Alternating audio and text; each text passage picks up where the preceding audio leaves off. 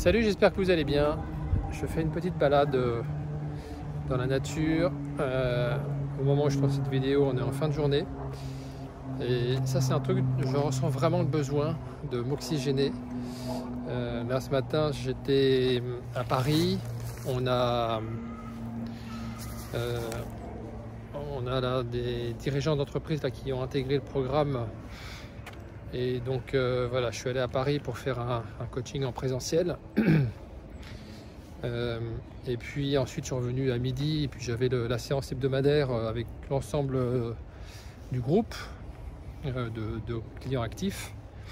Là, la séance elle s'est faite à distance parce qu'on a des clients dans toute la France et puis également dans d'autres pays. Et puis cet après-midi j'avais 2 séances à distance. Donc comme tu peux le voir, en fait on est à la fois sur du coaching présentiel, du coaching à distance parce qu'il y a des personnes qui sont dans d'autres villes, et puis le coaching en présentiel il se fait quand effectivement les clients sont à côté. J'habite en région parisienne, donc du coup c'est facile de faire un saut à Paris dans l'entreprise et puis de faire le coaching en question. Donc c'est pour ça permet d'avoir une souplesse d'accompagnement. En fait, ce mode je l'ai mis en place à partir de... En fait, je vais te raconter même au début. J'ai créé mon entreprise en 2015. Entre 2015 et 2019 et même début 2020, jusqu'au fameux épisode que tu connais du Covid, où là j'étais vraiment en mode uniquement accompagnement présentiel. J'allais dans les entreprises et à partir de là, bon voilà, j'étais seul d'ailleurs. J'ai fait ça pendant plusieurs années et à partir de 2020, comme tu le sais, tout a changé et donc j'ai basculé complètement mon accompagnement à distance. Je me souviens à l'époque, je pensais qu'on me fonçait dessus en bagnole ou en vélo plutôt. Et je pensais d'ailleurs qu'en basculant l'ensemble de mon accompagnement à distance, ça serait le début de la fin. Parce que j'avais plein de croyances du style, non mais en fait, accompagner, coacher un client, on ne peut pas le faire à distance. En plus, dans la prise de parole, c'est juste pas possible. J'avais plein de croyances comme ça. Je me suis dit, je me tirais une balle dans le pied. Donc en fait, j'ai démarré, comme tout le monde, à distance. Et puis en fait, je me suis rendu compte que ce n'était pas du tout le cas et qu'on avait les mêmes résultats. Alors c'est vrai qu'on a un positionnement qui est un peu différent, puisqu'on n'est pas, à proprement parler, des coachs en prise de parole. Un coach en prise de parole, il travaille exclusivement sur ce qui est visible. Donc forcément, je comprends dans ce cas-là qu'on ait besoin de le faire à distance. Quoi qu'il y en a, moi j'en connais qui le font aussi. Enfin, je veux dire, ils ont besoin de le faire en présentiel. Et j'en connais aussi, moi, qui le font à distance. Mais globalement, je pense qu'effectivement, quand on est vraiment sur le travail de l'art oratoire, le faire en présentiel, c'est mieux.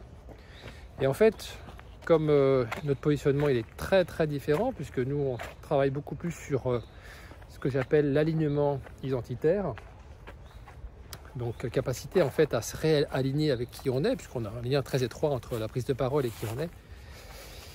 Finalement l'accompagnement à distance était très très efficace, restait très efficace, et on arrivait à recréer cette fameuse alliance entre le coaché et puis la personne qui coach. Donc finalement tout s'est très bien passé, et à partir de 2021-22 j'ai commencé à réintégrer progressivement le présentiel jusqu'à redémarrer vraiment les séminaires en 2022-2023. Donc bon voilà, on arrive, alors au moment où je pars j'ai mon bras qui fatigue parce que mon iPhone pèse 15 kg. On arrive en fait à vraiment avoir maintenant un accompagnement que je qualifie d'hybride, et du coup qui convient à tous ceux qui veulent malgré tout être accompagnés, qui sont loin et que je ne pourrais pas toucher si j'étais uniquement en mode présentiel. Je dis ça parce qu'en fait on m'oppose souvent ouais mais présentiel c'est vraiment la seule voie pour être comme ça accompagné. Je crois pas. En tout cas, ma vérité, ce que j'ai vu en tout cas en termes de résultats, c'est que en fait ça n'a pas tellement d'importance, en tout cas dans ma niche et dans ma spécialité. Ensuite Ouais, je voulais en fait également te parler dans cette vidéo d'un aspect autour de qu'est-ce qui motive les personnes qui viennent nous rejoindre.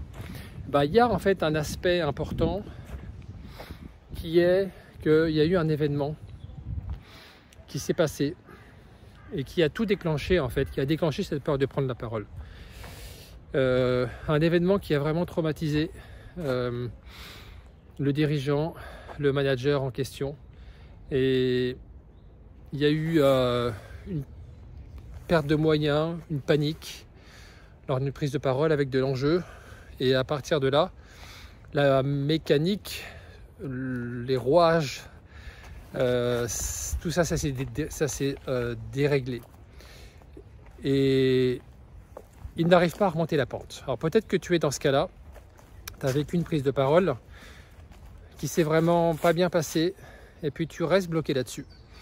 Et quand on reste bloqué là-dessus, c'est compliqué de remonter la pente, parce qu'en fait, on est dans un mode émotionnel très fort, où en fait, on cherche à fuir l'éventuelle situation, on va se remettre en situation de paniquer, et puis on va être dans le mode émotionnel, on va rechercher le soutien des autres, on va vraiment être dans un mode très émotif, très émotionnel, et on n'arrive pas en fait à transcender tout ça, on n'arrive pas en fait à se sortir de cette situation.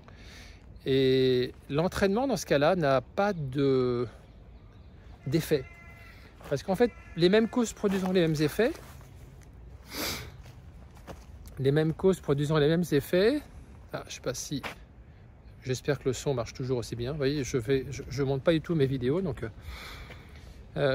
les mêmes causes produisant les mêmes effets, on a beau s'entraîner, si en fait on a les mêmes croyances autour de notre prise de parole, du style, bah si je me plante, s'ils voient que si je laisse pas transparaître mon stress, si je laisse transparaître ma peur,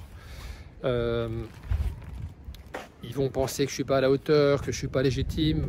Tu vois, des croyances un peu dans ce mode-là, qui te poussent quelque part en fait à cacher une partie de toi-même, à masquer une partie de toi-même, et puis à vouloir plutôt afficher, tu vois, le dirigeant solide, confiant, qui sait répondre à tout ce que tu veux montrer, par opposition à la partie que tu veux pas montrer. Mais la partie que tu veux pas montrer, tu vois, c'est la partie justement dont tu as honte, tu vois, c'est la partie justement qui a pointé son nez quand tu as perdu tes moyens avant, et tu veux pas que ça se reproduise.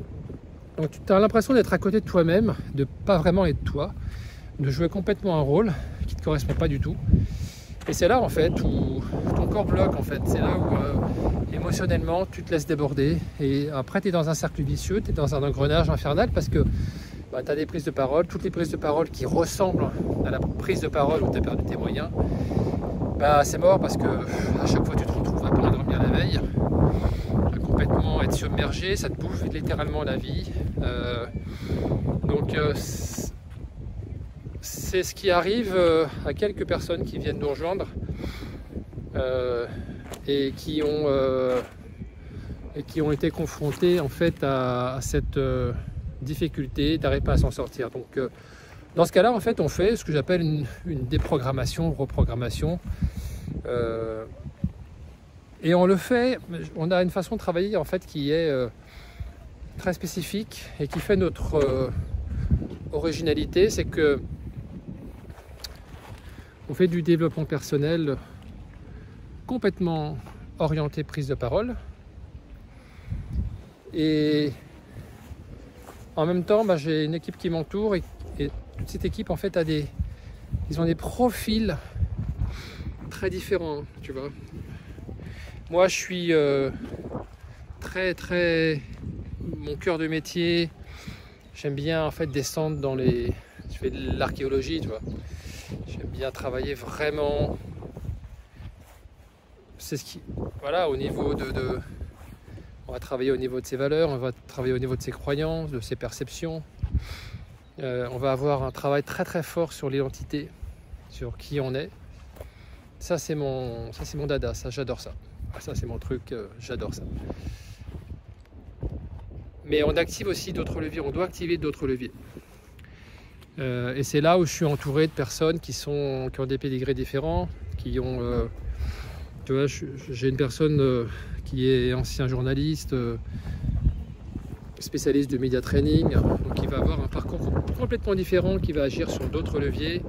Je vais avoir aussi, j'ai une personne qui travaille, qui est comédien, acteur, metteur en scène. On fait pas d'art oratoire avec lui. Ben, on va pas travailler sur sa voix, tu vas faire des choses comme ça. Par contre, on va travailler. Bon, là, toi, typiquement, on a travaillé dernièrement sur un axe qui a peut-être demandé, qui était de comment accepter sa propre voix, non pas pour la travailler, pour l'améliorer parce qu'on l'aime pas, non, pas pour l'accepter. Il y a du vent, alors j'espère que tu m'entends bien. Pour l'accepter, quand on prend la parole, notamment quand il y a un micro, tu vois, quand la voix est complètement différente. Comment accepter sa propre voix quand en fait on a une perception qu'on n'aime pas. On travaille aussi sur les aspects non verbaux, complètement orienté aussi sur comment est-ce qu'on travaille sur le non-verbal au service de l'identité qu'on souhaite incarner, tu vois. Donc c'est-à-dire qu'en fait on relie en fait tout le travail de training que tu peux voir, en fait on relie le visible à l'invisible, on en fait un tout en fait, tu vois, c'est un écosystème complet, on agit sur différents leviers. Parce que je vois bien quand c'est en agissant sur différents leviers qu'on arrive à vraiment débloquer les situations. Et je dis toujours en fait, et d'ailleurs quand les personnes arrivent en bout de parcours, elles se rendent compte, quand elles ont pris du recul, c'est le problème, c'est pas la peur de prendre la parole. Le problème, c'est de considérer que la peur est un problème. Et donc dans ce cas-là, t'as peur d'avoir peur. Et je suis persuadé que si tu m'écoutes, tu as forcément été confronté à la situation où en fait tu as peur d'avoir peur en fait. Parce que tu as eu peur une fois, ça s'est mal passé, tu as paniqué. Hein. Je fais référence à toi typiquement à l'événement traumatique d'une prise de parole où ça s'est super mal passé. Tu veux pas que ça se reproduise, et donc forcément quand on veut pas que ça se reproduise, bah, ça se reproduit parce que tu cherches à fuir. Et plus tu cherches à fuir, plus la peur en fait elle se submerge, parce que la peur fait partie de l'exercice. La peur et le stress font partie de l'exercice d'une prise de parole. C'est le niveau de performance optimum dans tout d'ailleurs, que ce soit pour les sportifs de haut niveau, et j'ai vraiment j'insuffle vraiment l'accompagnement. Dans l'accompagnement, j'insuffle vraiment cette notion de sportivité de haut niveau dans la prise de parole. Parce qu'on a affaire à des performeurs. Quand tu es manager, quand tu es dirigeant d'entreprise, il y a la recherche de performance derrière. Donc on ne fait pas du développement personnel pour uniquement se sentir bien dans sa peau. Oui, mais il y a autre chose derrière. C'est comment en fait on arrive quand même à être performant, à convaincre ses troupes. C'est tout ça qui est en jeu. Hein. Comment faire preuve de leadership, comment impacter, comment être influent. Parce qu'une fois que tu es serein, je comprends, hein, quand on a les deux doigts bloqués dans une prise, ce qu'on veut c'est sortir les doigts de sa prise, mais derrière, à quoi ça va servir ça d'être serein? C'est pas juste être serein pour serein, c'est être serein pour être en capacité d'embarquer tes troupes quand c'est nécessaire. Donc le problème c'est que quand tu es conditionné avec une prise de parole qui s'est mal passée, tu as peur que ça se reproduise, et donc tu as peur d'avoir peur en fait. Et donc l'enjeu, ce qu'on fait, c'est de travailler pour que tu fasses de ta peur quelque part ton ami. En tout cas, tu as apprivoisé le fait que la peur fait partie de l'équation. Et qu'une performance optimum, en fait, si tu veux, c'est un équilibre entre, dans sa tête, tu ressens deux choses, un équilibre entre je sens que ça va le faire, et en même temps, je ne sais pas si ça va le faire. Tu vois, tu as un mélange entre de la certitude et de l'incertitude. Et c'est là où tu arrives en fait à épuiser tes ressources et à avoir un niveau de performance optimum. Ce qui veut dire que la peur, elle est là. D'ailleurs, si tu as peur, c'est que tu n'es pas dans ton lit, hein, c'est que tu es en train d'affronter une situation qui peut être anxiogène. Et ça fait partie, en fait, si tu veux, on s'expose au regard des autres. Donc, c'est pas forcément tout le temps confortable. Il y a de l'inconfort, voire même une certaine douleur, mais ça fait partie de l'équation. Donc l'enjeu, c'est d'apprendre à affronter ça. Le but, c'est pas de ne pas avoir peur. Le but, c'est d'apprendre à affronter cette peur, en fait, de l'intégrer. Un peu comme l'alpiniste, qui grimpe. Je raconte souvent ça comme anecdote. c'est l'alpiniste qui grimpe sa montagne. Et ben, quand il se tape une tempête avec moins 40 degrés, c'est douloureux. Mais il sait pourquoi il le fait, il a une mission. Il monte, il grimpe. Alors parfois il peut avoir beau temps et c'est top. Et parfois il s'attend à avoir du mauvais temps. Et toi c'est pareil. En fait, le but c'est que tu t'attendes, que tu sais que tu vas avoir peur, mais que tu sais en fait après que tu as les outils, tu as les techniques, tu as les stratégies, tu as le mindset pour apprendre à affronter cette peur. Voilà en fait l'enjeu de tout ça. Je terminerai cette vidéo, je parle un peu vite, à propos de la vidéo que j'ai fait dernièrement où j'expliquais un petit peu la différence entre moi et les autres coachs et pourquoi moi j'ai une approche spécifique de la prise de parole. Et certains m'ont relevé ce qu'ils appellent une ambiguïté quand je leur disais il faut être à la fois à la place du coaché et à la place du coach en fait. Alors je précise un petit peu ce que je voulais dire. En fait, il n'y a pas d'ambiguïté. Le truc, c'est que moi j'ai une spécificité, c'est que j'ai eu un parcours d'ancien bègue. J'ai été une personne qui bégayait avec énormément, même si c'était un bégaiement qui n'était pas forcément très fort. En tout cas, ça m'a énormément ralenti, c'était un vrai volcan dans ma tête. Je ne vais pas revenir sur mon histoire là maintenant. Mais j'ai au moins cette particularité, c'est que je sais ce que ressent une personne lorsqu'elle se met à perdre ses moyens, à vouloir cacher ses faiblesses, à vouloir cacher plein de choses et à mettre plutôt en avant des choses aussi. Donc tu vas d'être un peu en mode jouer un rôle complètement pour masquer ses faiblesses et puis montrer son côté fort et confiant. J'étais le roi là-dessus moi. Donc je comprends complètement ce que ressent une personne et donc ça me donne un avantage certain, c'est que je sais d'où part la personne qui va se faire accompagner. Je sais ce qu'elle ressent, je sais en fait ce dont elle a besoin pour pouvoir ensuite aller à l'étape finale, c'est-à-dire être capable d'affronter sa peur. C'est ce que j'expliquais avant. Et il faut avoir deux postures dans cette affaire. Deux postures. Il faut être capable de comprendre d'où part la personne, donc de se mettre à sa place et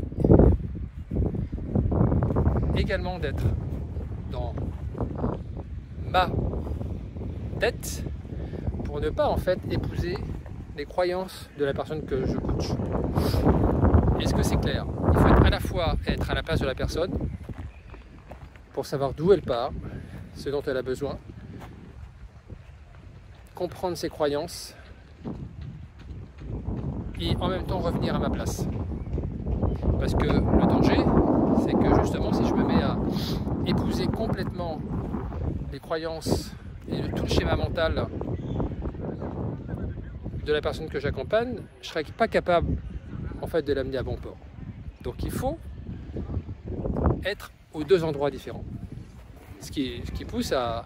C'est pour ça que j'ai utilisé le mot de schizophrénie quelque part, parce que je suis à la fois au départ obligé de me mettre à la place de la personne que je vais accompagner et ensuite de revenir à la mienne.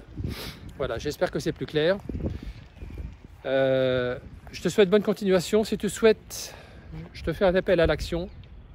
Tu l'ignores ou tu en prends en compte, c'est toi maintenant qui as les clés de toute façon.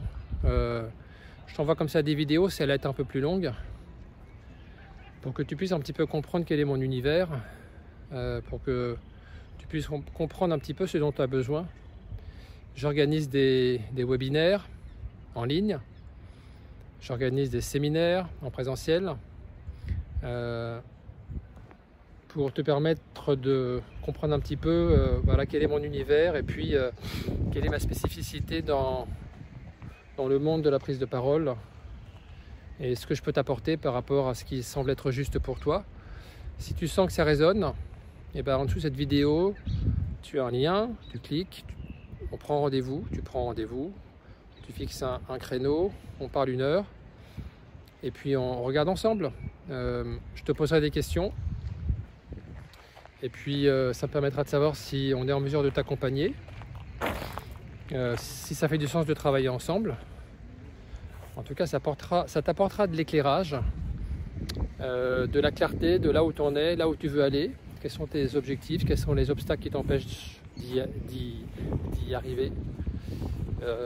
Mais au moins ça te permettra d'avancer dans ta réflexion et de savoir ce que tu veux. Et puis je sais par expérience que certaines personnes qui, dans cette heure découverte qui est offerte, je sais d'expérience que certaines personnes me demandent spontanément de les accompagner. Dans ce cas-là, go, on y va. Voilà. C'est à toi de décider. Et je te laisse en tout cas. Écoute, je te dis à bientôt. Et puis, bonne continuation. Et puis, à bientôt pour une prochaine vidéo. Ciao.